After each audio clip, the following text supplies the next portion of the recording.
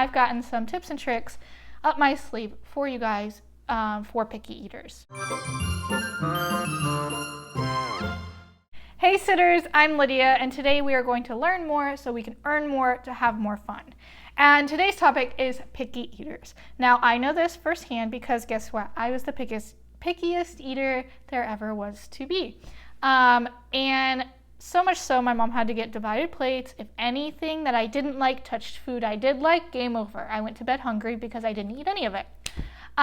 So I've learned a couple things through my mom that she did for me when I was younger. Now I love all my veggies and fruits. Don't worry, I'm eating great today. And I work with two 2-year-olds every day, and they can't be fed the same thing every day, so we are introducing new foods all the time. So between the two of them, I've gotten some tips and tricks up my sleeve for you guys for picky eaters. So if parents like you, they will tend to give their children something that they know their children's going to eat when you come over to babysit. I'm just kidding. Most parents do that. It's not because they like you or they don't like you. They just know that their kids will eat chicken nuggets, so they'll throw you some chicken nuggets. But that doesn't always mean that the child is going to eat dinner without a problem. You could have issues such as things are touching that they don't like touching, and you didn't know that. Or they like to use the fork instead of you using the fork for them. Or they don't like a fork at all, they just use their fingers. So there's little preferences in there that kind of make kids picky eaters when it just comes down to the fact that they want to be independent and do it on their own. Or they do need help and they can't get mac and cheese on a fork or a spoon and they need your help and they're getting frustrated, so they just completely push it away. That's not them not liking the food, that's them just needing help. Now, for the foods that they do not like, my rule is always that we try the food. If they don't like it, they don't need to keep eating it. So much so that the other day I was giving the little girl that I nanny avocado. She likes guacamole, but she wouldn't eat avocado for her mom. So her mom said, you know what, I'll throw it in there for her lunch and we'll just see if she eats it with you. Well, for lunch, I had broccoli, and I told her, and she loves broccoli. She's 2 and loves broccoli. It's the weirdest thing ever.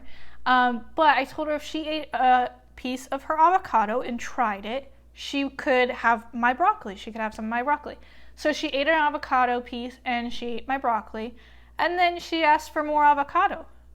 When I know her face told me she did not like avocado. She didn't understand that I told her she didn't need to continue eating it, but that's what she thought. So she ate all of our avocado, she ate some of my broccoli, and her mom was happy. But I did tell her mom, I was like, she really doesn't like avocado in the cut up form. She loves it on toast, but you could see it in her face that she just didn't like it.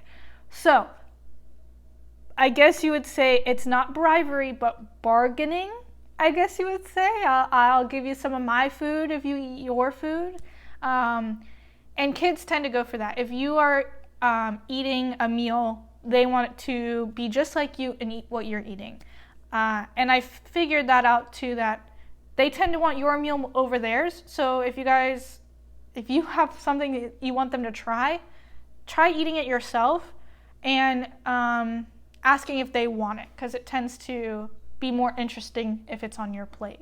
Now let me go ahead and revisit the whole divided plates thing.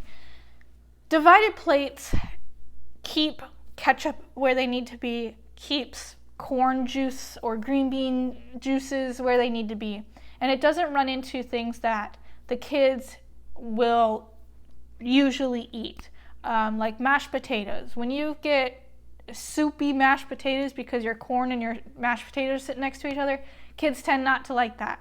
So divided plates help keep things tasting what they're supposed to. And that tends to help so much more when it comes to picky eaters.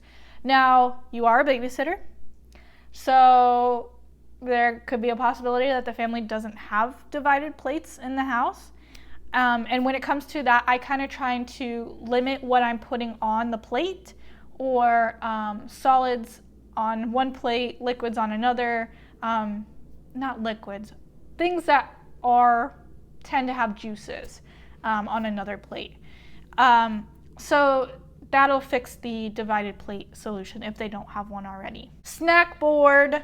Now this one is, I've never thought about this before until somebody brought it up to me the other day. So I can't take credit for it, but I wanted to share it with you guys. A snack board.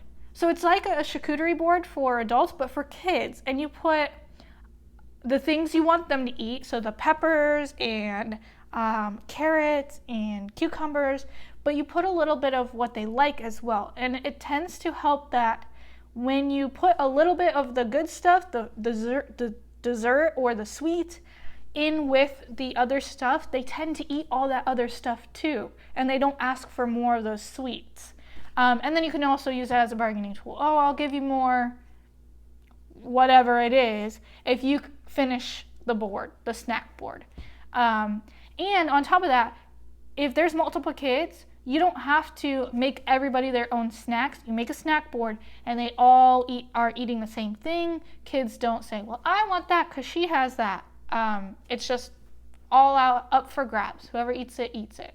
It's important to ask the parents what the kids do and do not like before you even step into the realm of feeding them or giving them snacks, because that way you already have an idea of, okay, I'm going to have a harder time getting him to eat this over that, and you can plan ahead of time.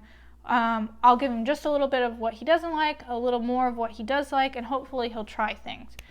They say it takes 15 to 20 times of introducing a food for them to even try it or like it. So don't feel bad or don't feel upset if they don't eat what you're giving them, because you might be introducing it for the first time or the 5th time, and you're nowhere close to that 15 or 20 times that it takes for them to really even accept a food, to try it. So don't get upset with yourself or with a kid. It's very normal. So I found that with a couple of my kids, not all of them, but if I turn their foods that they may not like or are picky with into an animal or into some sort of art on their plate, they tend to eat it more. I've done a video about a turkey snack that I've made out of food back during Thanksgiving. So go check out that video. I know you guys will become great babysitters. I will see you guys in the next video. Thanks for watching.